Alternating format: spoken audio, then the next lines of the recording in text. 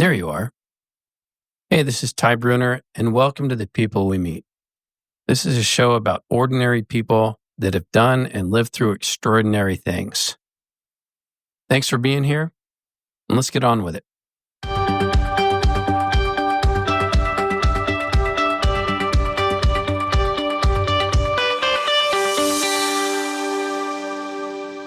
Hello, and welcome to another episode of The People We Meet.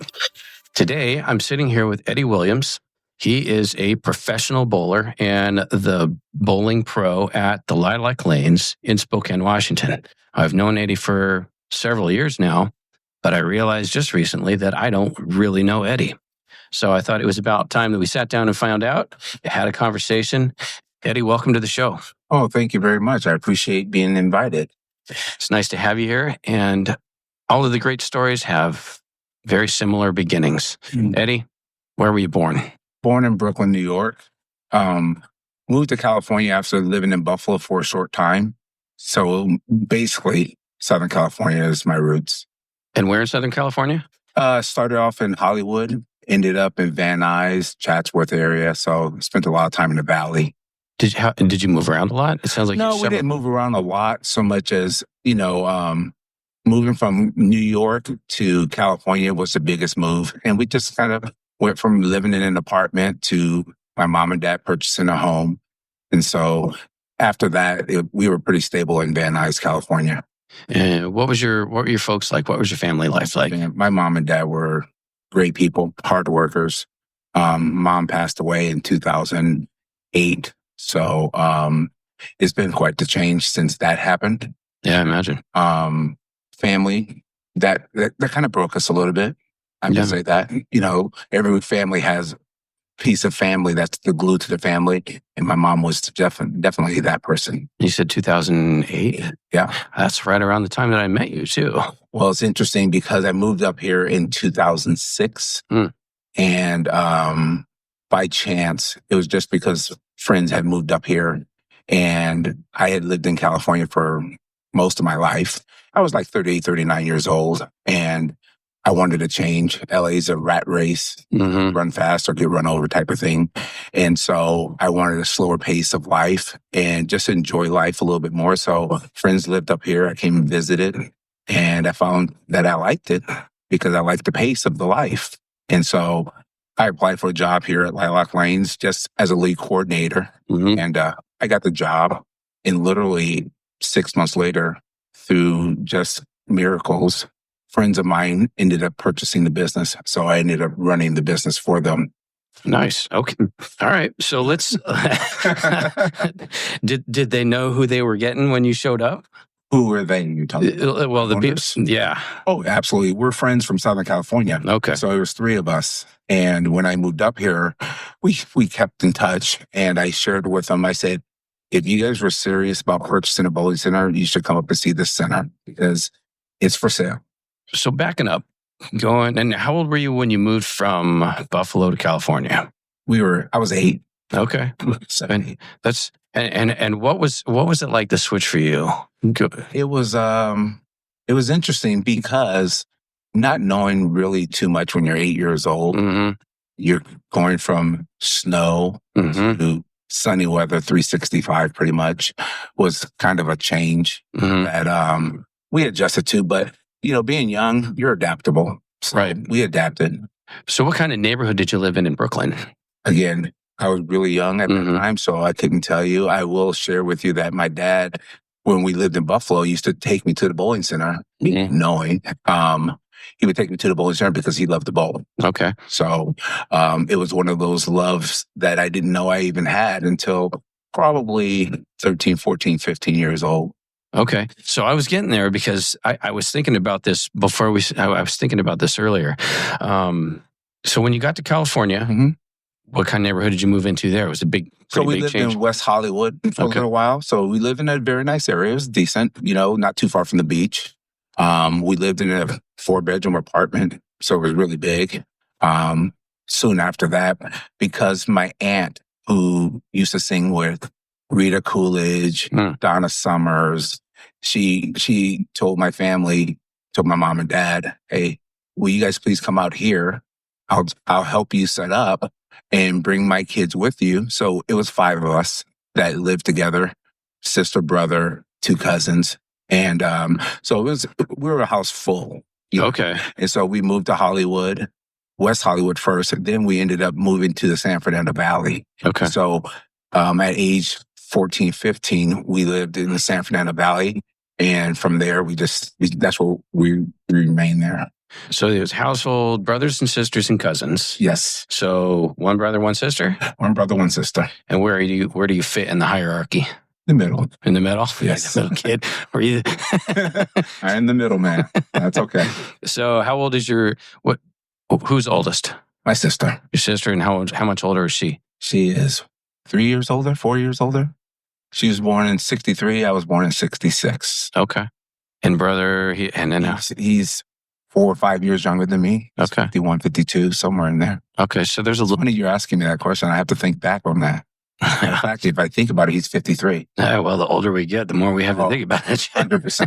100%. So did you get along with your brothers and sisters? Absolutely. You guys ran around together? Yeah, we ran around together. We did a lot of fun things together. As we got older and as I developed into, I guess, what I like to do, we did start doing less things together. That's for sure. Yeah, I can imagine. You start finding your own interests and stuff.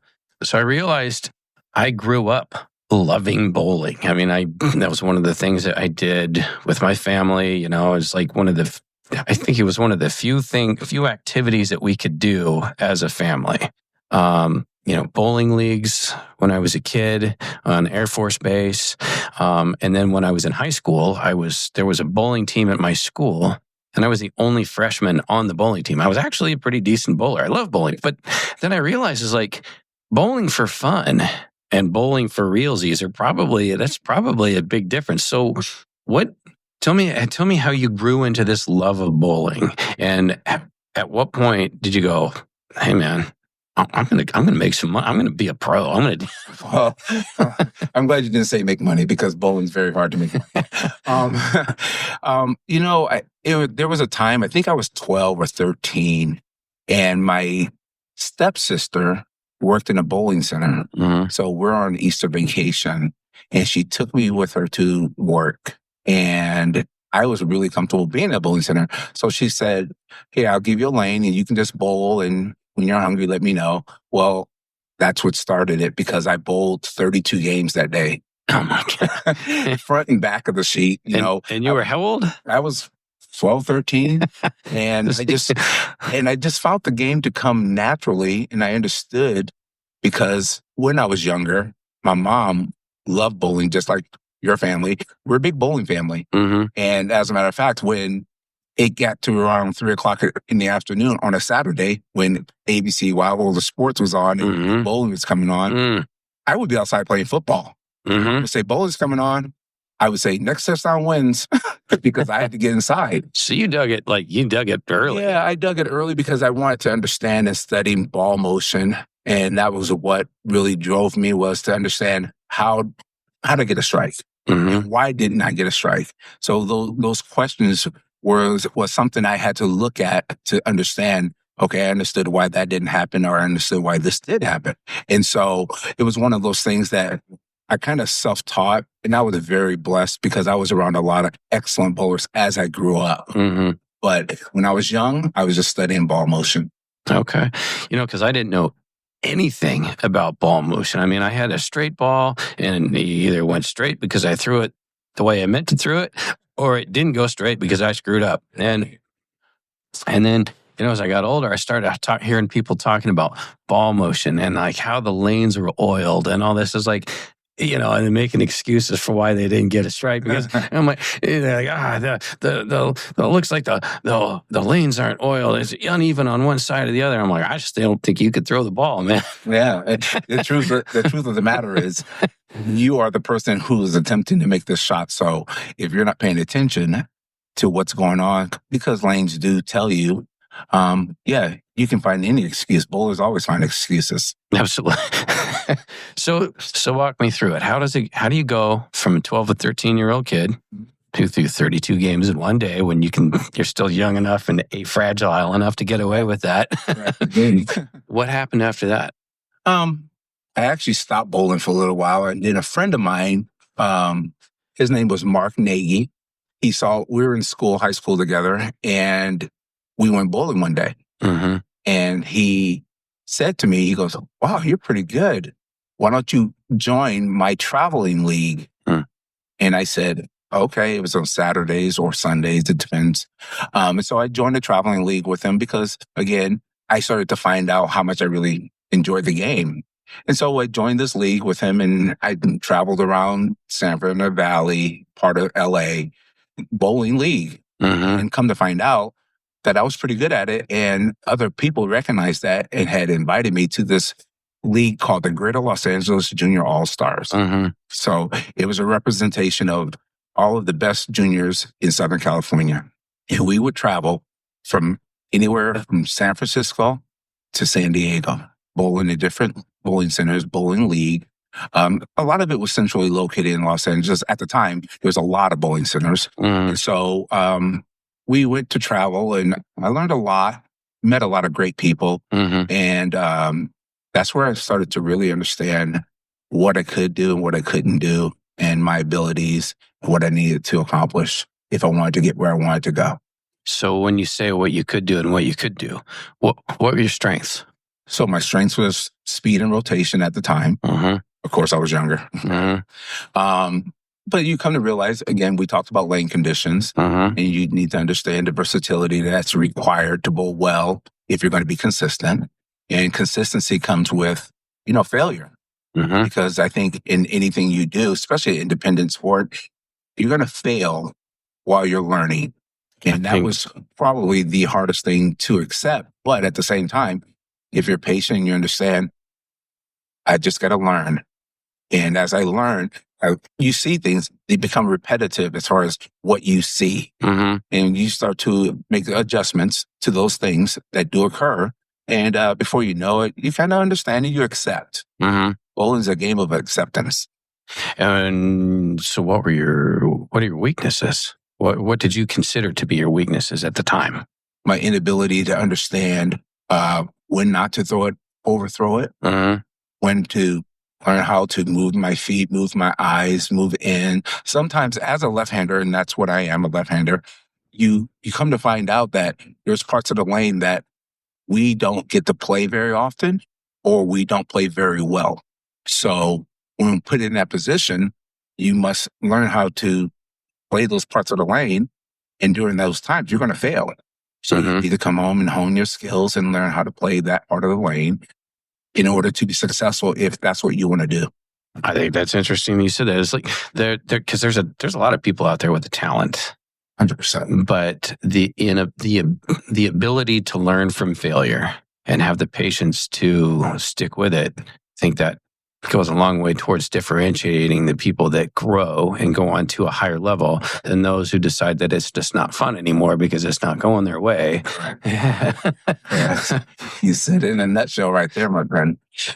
So now this could be because I wasn't paying attention, and I don't really look at things this way.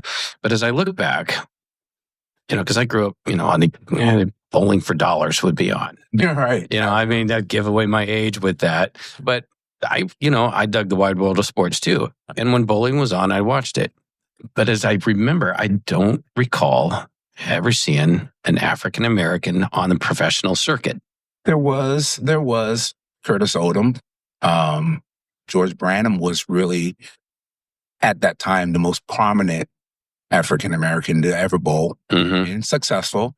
And I want to say George won 5 times. I'm not sure, but George was probably one of the more successful ones. Ironically, I roomed with him a couple of times when I did eventually get out on tour.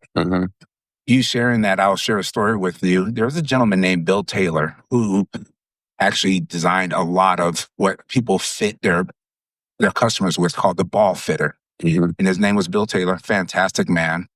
Very strange and then highly intelligent. Intelligent man. And he shared that with me. Once he started working with me a little bit, he said, Eddie, there's not very many of you guys. And he meant it in the sweetest way. And he thought that if you can get there, you could be one of one. in that realm.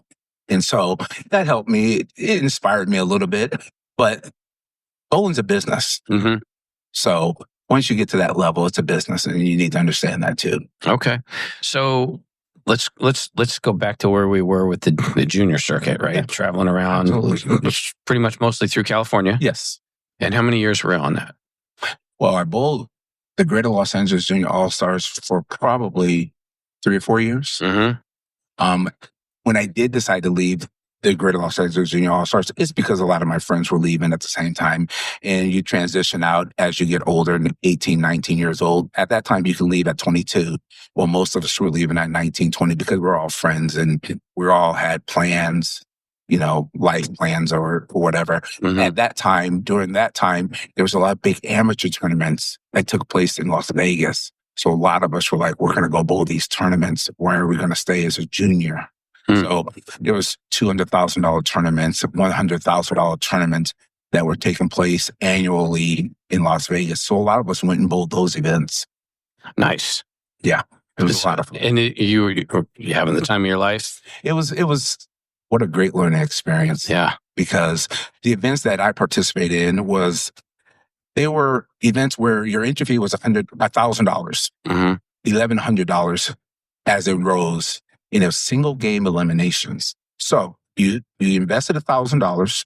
This was at this time. Whose money were you investing? Yeah. So I would either sell shares or I'd save money in $1,000 entry fee. And you would go to Las Vegas. You draw a lane. Whoever you drew, if you beat them, you advance. If you lost, you went home. How did you're a kid though. Well, $1,000. Yeah. Oh, yeah. That's a lot to save up. Yeah. I didn't hardly have Well, I didn't. Again, I said sponsors too. I had people who helped me along the way, because it was expensive. But you learn a lot about yourself when you're in that situation. You learn a lot about who you are. Can you handle it? Can you throw a shot? Mm-hmm. Come off your hand? Yeah. Because there's probably 800 to 900 people bowling this event. It's a huge event. Mm-hmm. And luck of the draw plays a lot into how far you go. So how frequently did you find that how frequently did you win? I mean, did you find that, you'd enter into these things and, the first few times I got waxed and went home, or did you go in and just kick ass right out of the chute? So my very first event, and I'll never forget this, I drew a lane, and prior to drawing for your lane, you would have a practice session. Mm-hmm. And this practice session, you'd see everyone bowling. You just randomly go through. And at the showboat, there's 106 lanes. Mm-hmm. And so you would just move around. And my girlfriend and I at the time were watching this gentleman bowl, and he had a very unique game. Mm-hmm. And I said, look at this game. So anyways, fast forward to the draw. What was unique about it? He just had a lot of twists and turns in his body. Uh-huh. It wasn't traditional in how he threw a bowling ball. And so we picked him out just because of his uniqueness. Mm-hmm. Draw lanes. That's who I draw. I draw him. And then you got him. Yeah. His name is Mike Lichting. And fantastic bowler. Great person. Mm-hmm. Okay. So this is me saying that after the fact, because we don't know each other. Right. But we drew each other. Probably the greatest match I've ever bowled in my life. So it kind of set the stage for... Well, it set the stage because I remember sitting there 5 minutes before practice started and looking at my shirt and seeing my shirt shake because my heart was racing so fast. Because I'm looking back at my girlfriend and I'm like, one game, we stayed across the street at a hotel, which is really a motel. Mm-hmm. Again, a lot of money, just trying to get there, trying to do it. And I just wondered if I can do this. But I shot 237. He shot 233. Greatest match I ever bowled in my life. We looked at each other. He told me, great match. I thanked him. I think I went 5 rounds that year. Probably my best showing in that event because years after I would lose 198, 196. Certain matches you just lose because someone out executes you. But it taught me that I could do this. It did tell me that. So I knew I could handle executing if need be. I can focus hard enough and execute well enough that if I want to do this for a living, I might have a chance. You didn't crumple like a paper shack under the pressure. I didn't. In that event, when you're putting $1,000 up, there was games where people shot 105, 120, so, it's just, it was very, it gave me strength in understanding that I could do this. Yeah. And it probably, like you start off with a cool match with a cool guy, and it's like, okay, that's the first impression, and that's what you probably took with you. Right. So when you mentioned, okay, you bowled, what'd you say, 237? And, okay. And that there were other like high level bowlers that showed up and bowled like dog shit, like 105, like anything that they would probably be pissed about, right? Right. How much of that is a result of practice? Again, good question. I'm not sure how much anyone puts in. You can only go by what you put in. So some people practice a lot. Some people bowl a lot. Some people don't. Some people come natural. And they don't need to. That's got to be aggravating. It is definitely aggravating. There's a funny story that George shared with me.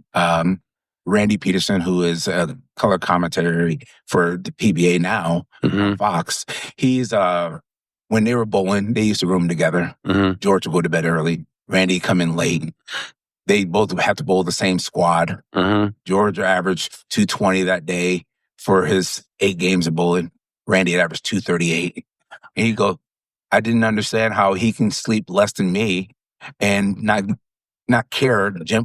This guy, George, is in the gym. He's doing all of this stuff. Randy's just natural, just a gifted bowler. He would just outstrike him. It's amazing. Bowling's it's a game. So how did you progress from there? So, I got to an age where I was 27, 28, 29 in that window, and I had to make a decision as far as what I wanted to do, if I wanted to take a chance and try to bowl on PBA tour. So I was very fortunate to have established great relationships in the bowling center that I was currently working in at that time. My owner, his name was Bill Masani, one of the greatest men I've ever met in my life, great businessman, helped me get sponsored, sold shares, and got enough to go out on tour. So I went out and bowled roughly 30 stops over a course of 2 years. So bowling on the tour, is it with pretty much the same dudes? Parker Bone, Weber, all those guys, Did you get along with those guys pretty well? Well, it's a business. And so, I got along with them. I respected all of them because they're so super talented. Bowling is a game where you have a lot of talented people, not a lot of money to get to share. So the cream, it's a small number that can do this successfully and make a living out of it. A lot of them, and like myself, when you didn't bowl well, when you came home, you're looking for a job. Bills need to get paid. The reality is, if you're not in the top 10 or 15 on tour, you need to come home and you're going to continue to bowl, but you're also going to have to work, because the money just wasn't deep enough. Yeah, I can dig that. So when you get to the professional level in any sport, there's got to be some key ingredients that weed out those that go on to be professionals from those that don't. Now let's take raw talent out of it because that's a given. Right. What would you consider the other ingredients to be? Good question. In order to stay out there on tour, besides your, like you said, raw abilities, it's a financial backing because it is that hard. It's a lot of money to spend to travel, to compete against the best movers in the world, not just in your neighborhood, not just in your state. So that number gets real small.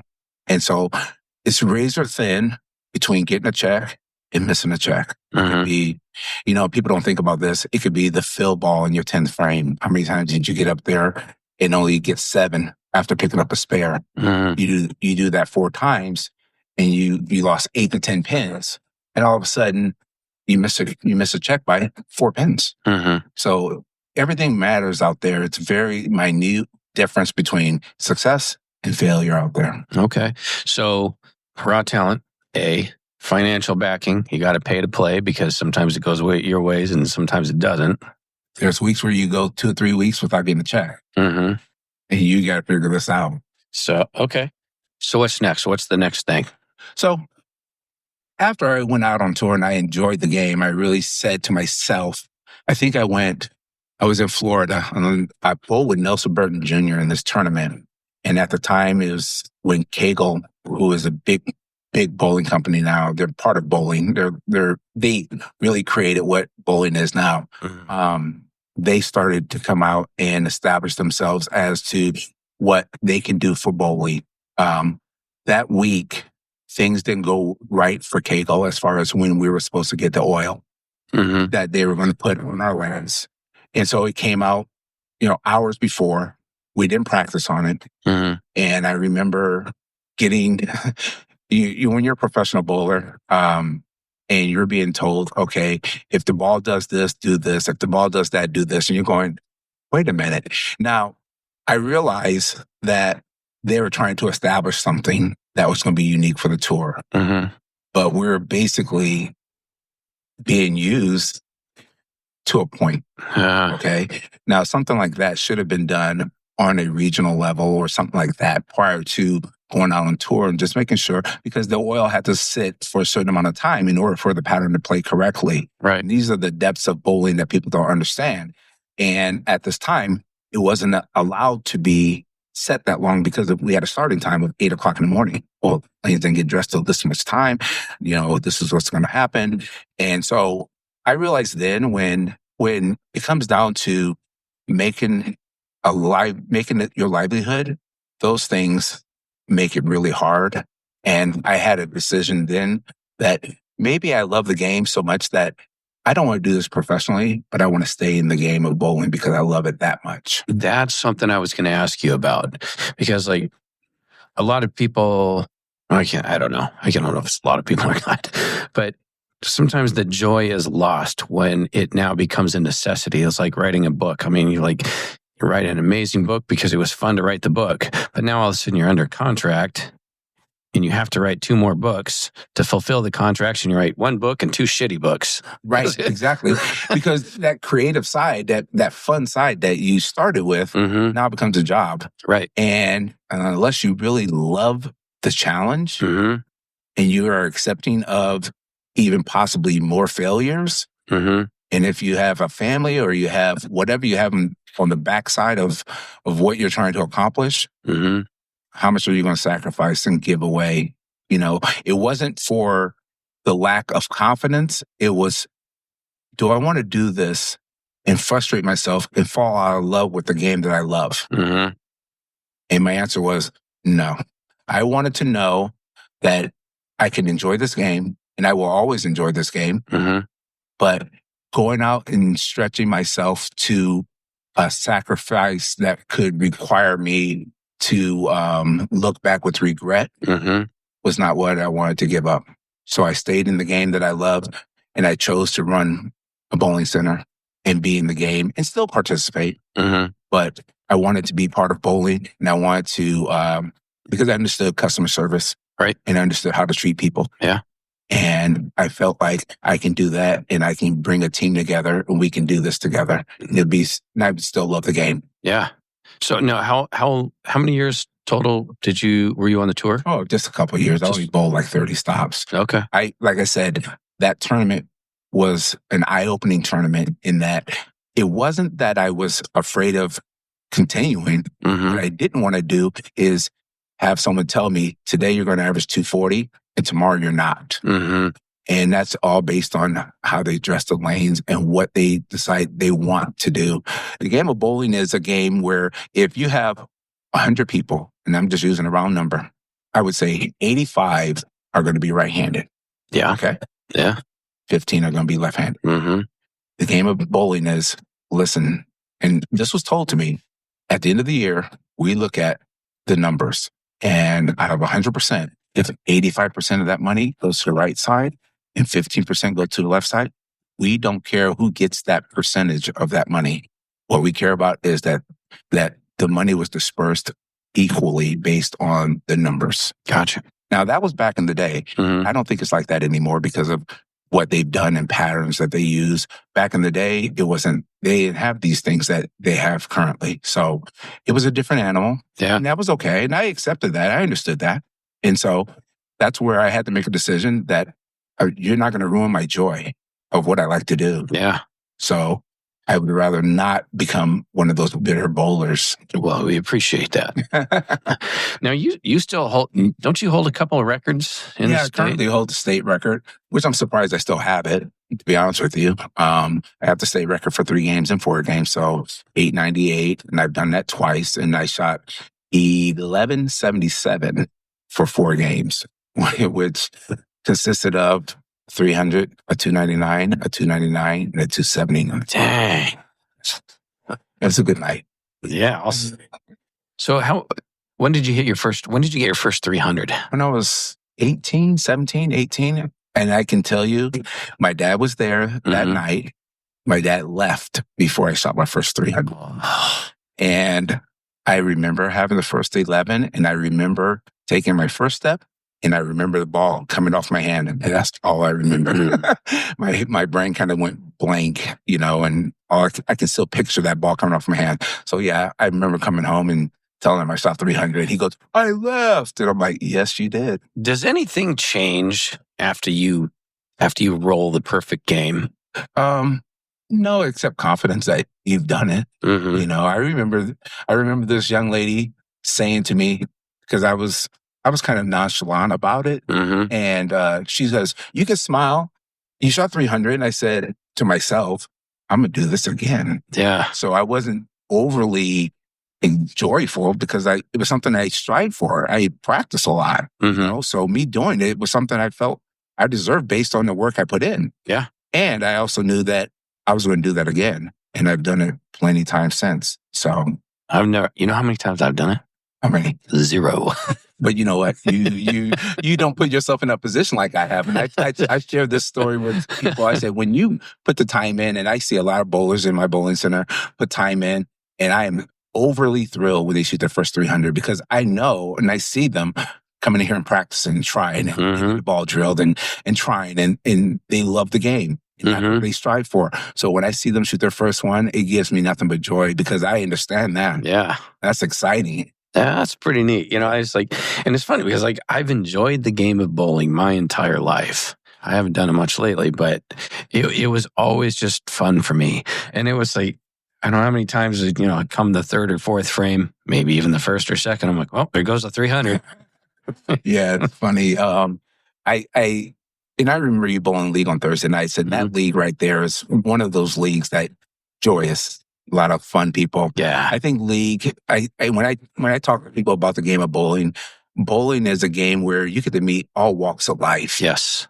And it's fantastic. And people don't understand that when you walk in a bowling center and you join a league or you just go into a bowling center on a consistent basis, you're going to meet every walk of life. And it's amazing.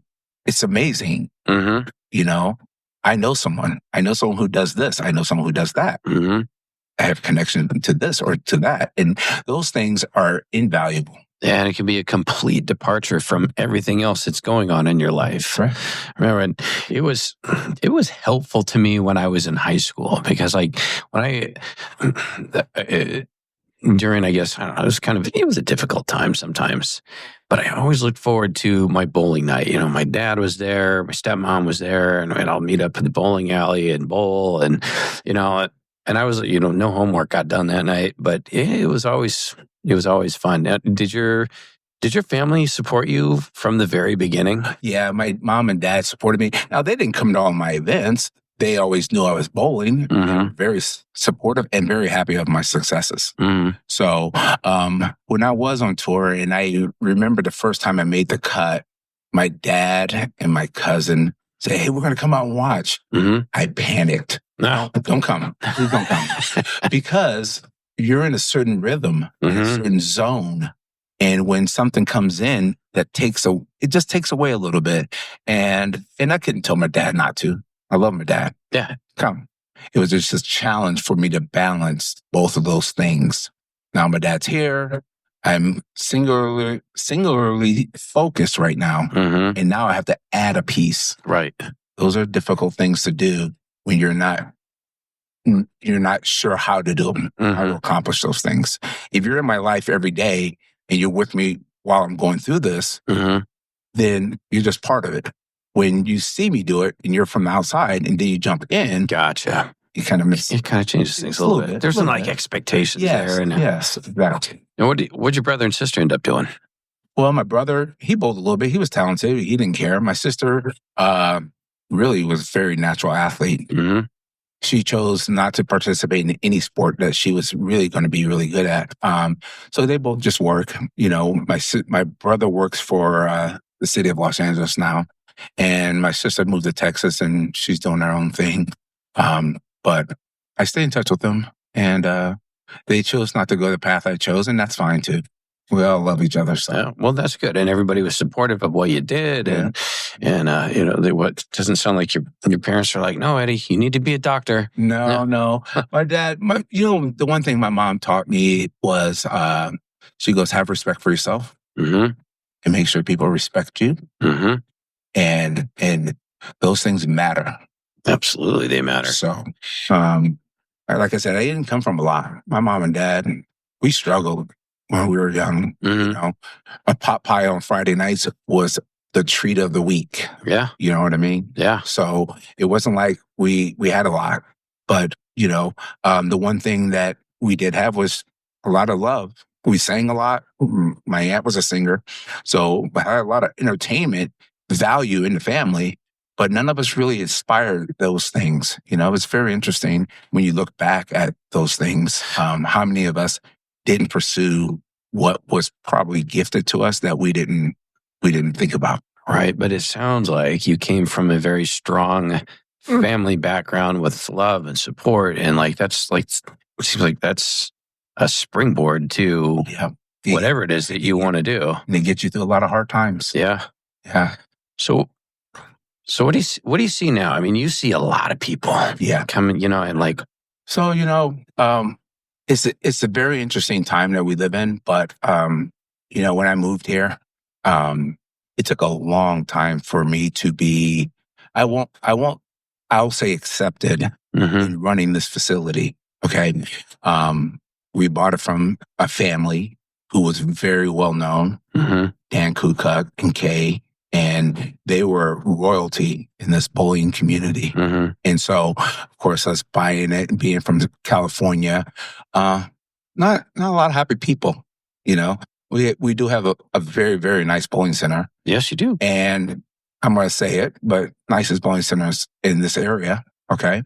And so for somebody, an outsider to come in and purchase a diamond was a little daunting at times because people didn't know. Right. They didn't know what was going to happen, what was going to change, if there were going to be changes.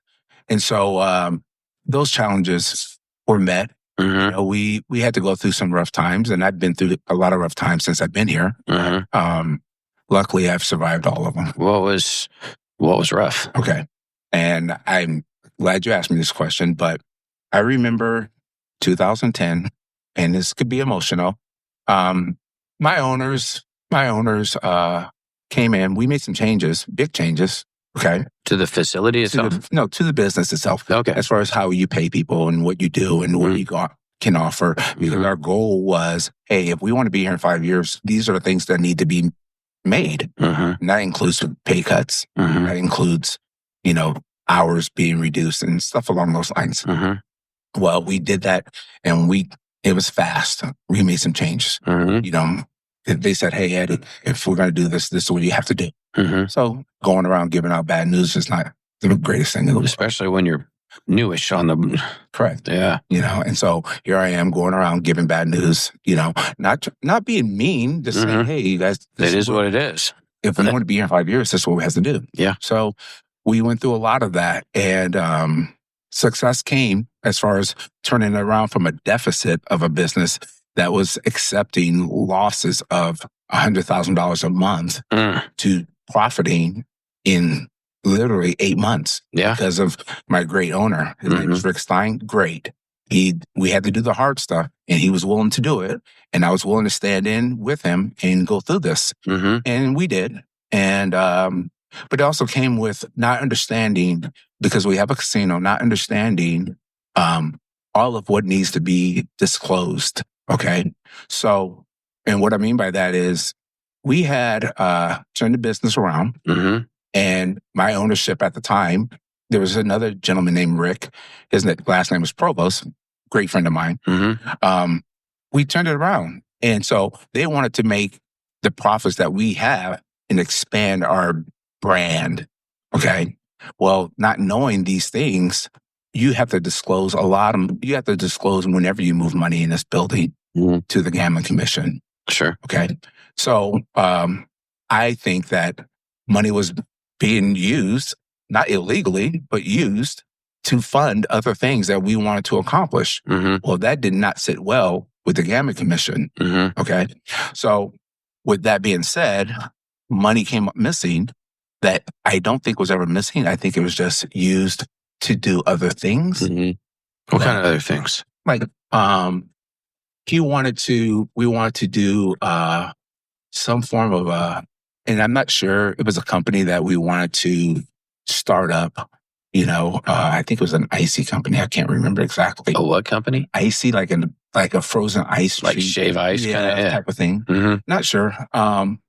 We rented out.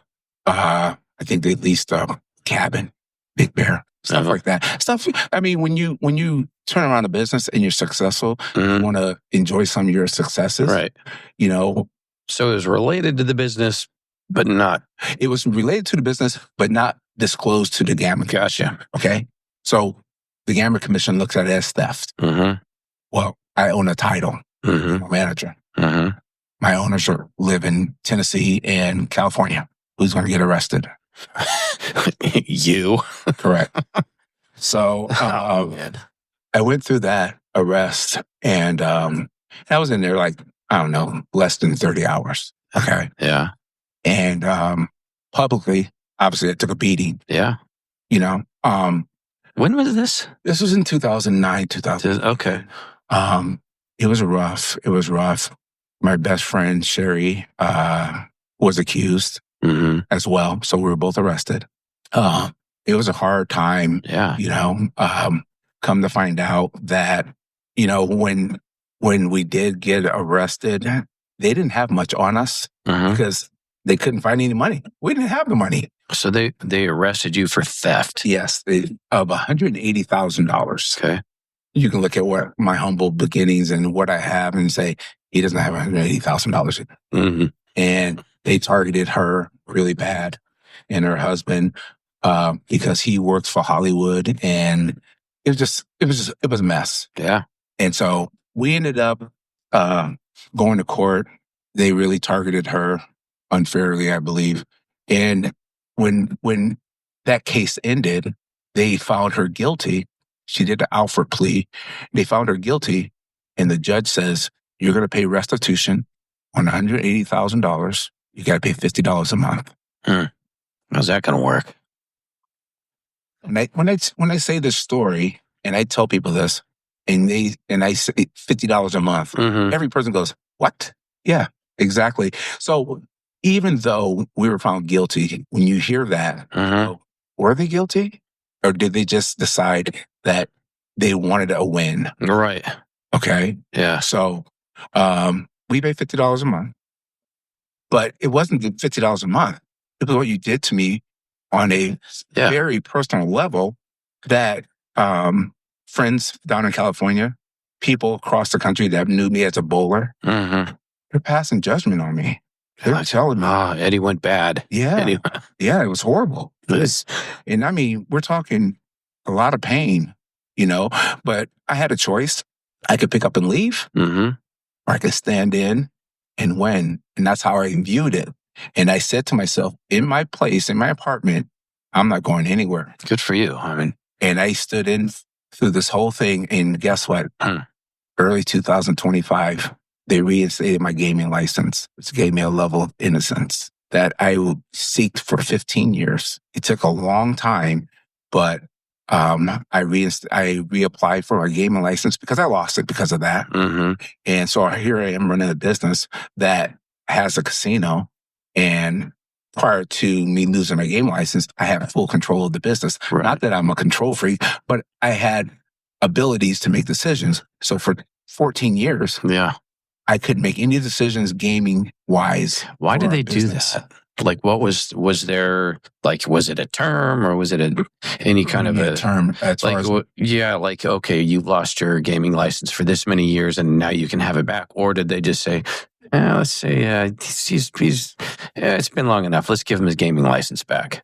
Good question. I don't know that answer. I do know that I had tried a few times and the gentleman would tell me no. And it hurt, But this gentleman, Raul, recently told me to reapply again. And I did. And it went through. And I was just relieved because it just gave me a level of innocence that I seeked because I know I wasn't a criminal. I knew I didn't do that. And so it took years though. It hurt. Yeah, I imagine so. And standing in and knowing people are passing judgment on you, not knowing the story was just heartbreaking. It destroyed relationships. I don't talk to my friend Sherry.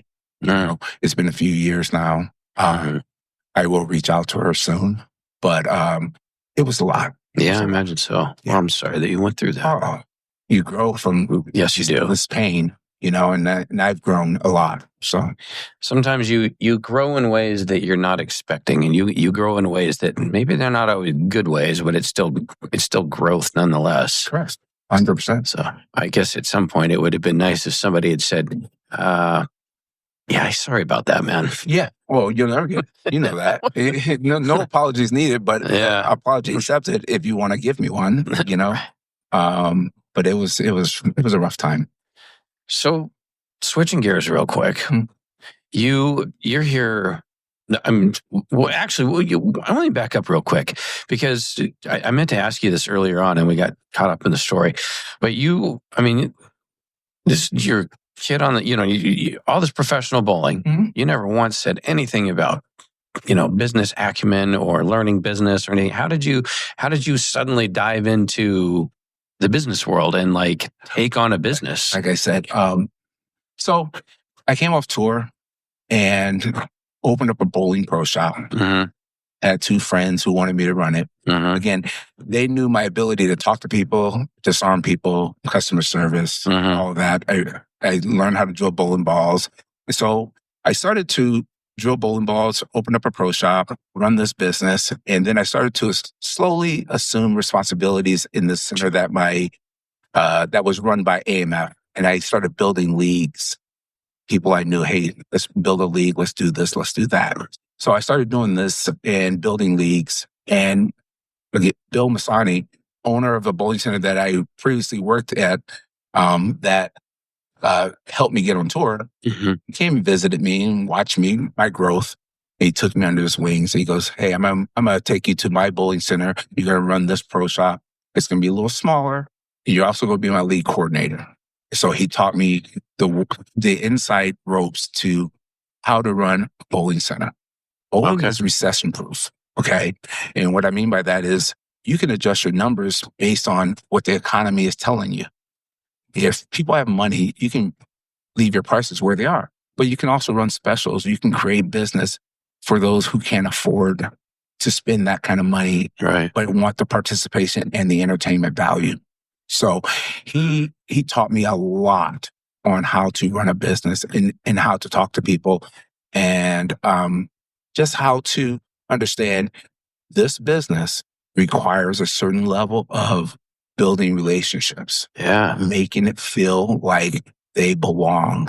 Remember their names, remember who they are, how is their family, how is the kids, all these things matter. He loved the fact that he goes, if you're at the desk and no one's at the desk, you're more than welcome to go down and speak to your customers. Go down and speak to them, get to know them.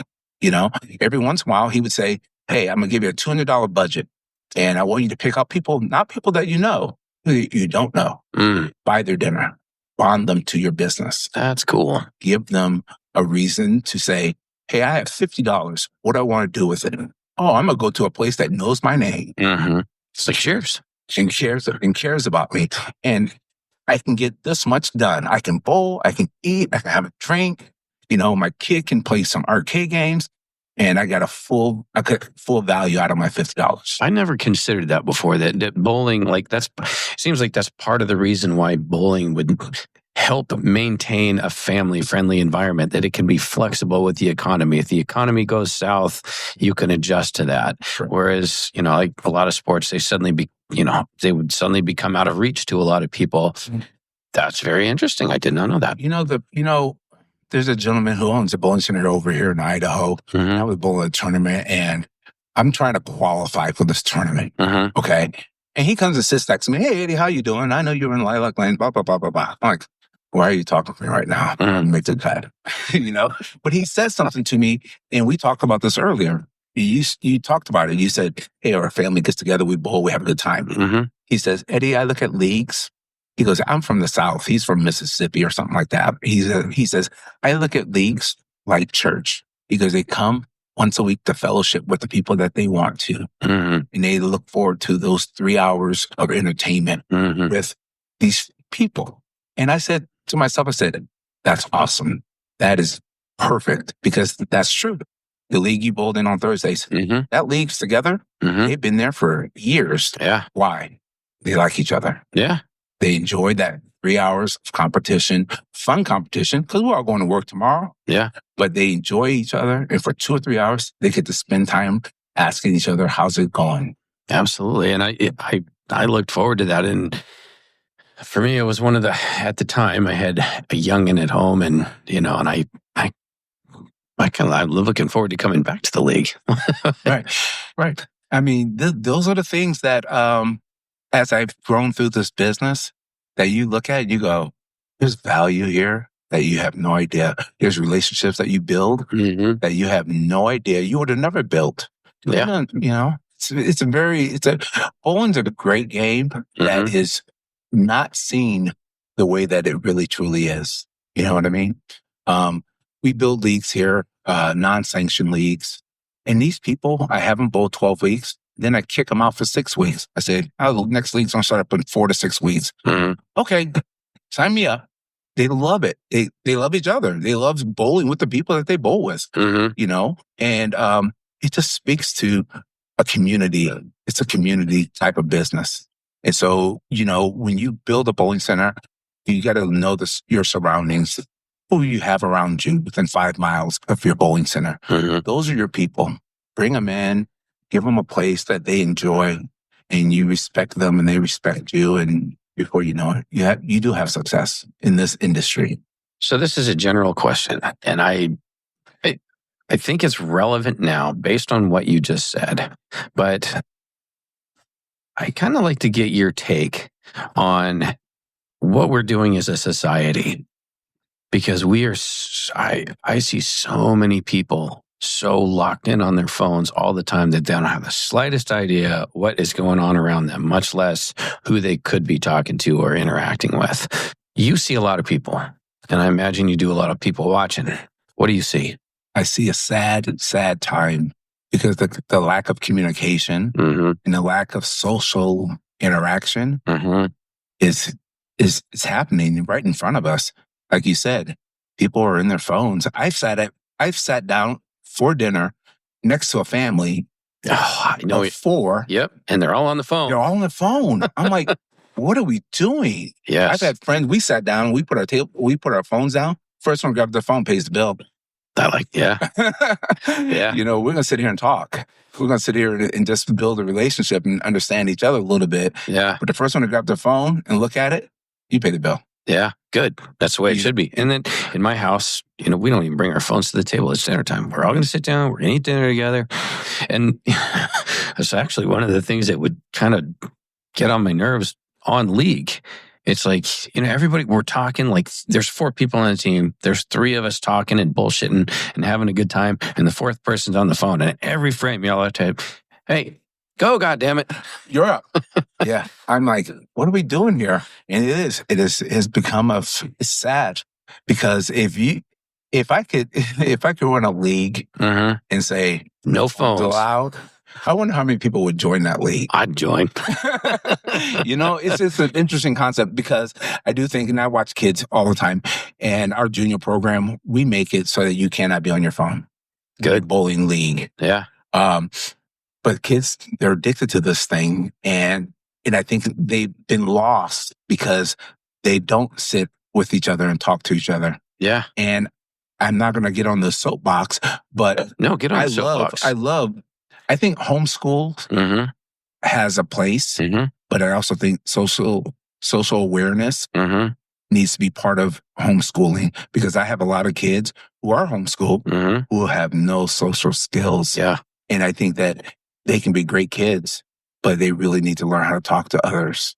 Because I think that when you grow up and you get into the world is made up of customer service. Yes. Okay. It's not made up of, working in corporate America. It's made up, even in corporate America, social. Yeah. You have to be able to get along with people. You have to be able to talk to people. Yes. You got to be able to look at them. Yeah. You can't just text a person and that's how you're going to communicate. Yeah. And I think that we've been lost. And I think we're in a world of hurt. I think we're in a difficult spot. And I think that conversations like this, if it raises the awareness of one person that says, hey, let's go bowling and leave our phones at home. Right. How cool would that be? Right. But I realize I get on my kid, I'm like, hey, get off the computer, get off the phone, get off the tablet. It's, I can play we're going to take everything away game and go outside and play. But it's difficult because it didn't occur to me until I went to, with this function for the school. And they're talking about all the stuff that they do on their computers at school. And I was like, so let me get this straight. Their schooling is now largely computer-based. But now you're going to tell us that we need to monitor their computer usage when you just had them for the last, 6-7 hours? Right. Come on, man. So let me ask you, you have kids. Yeah. Do your kids have homework? They don't have, they do and they don't. Right. Because if they have homework, it's not like when we had homework. We had a book. And it's like, if I was struggling with something, it's like, all right, well, let's sit down and look at the book. Or, oh, you got a packet? All right, let's look at the packet. Like everything has to be dug out of Power School, or, oh no, that was all done in the computer in class or something. And I'm like, what is the deal? There's there's two things that come to mind on that.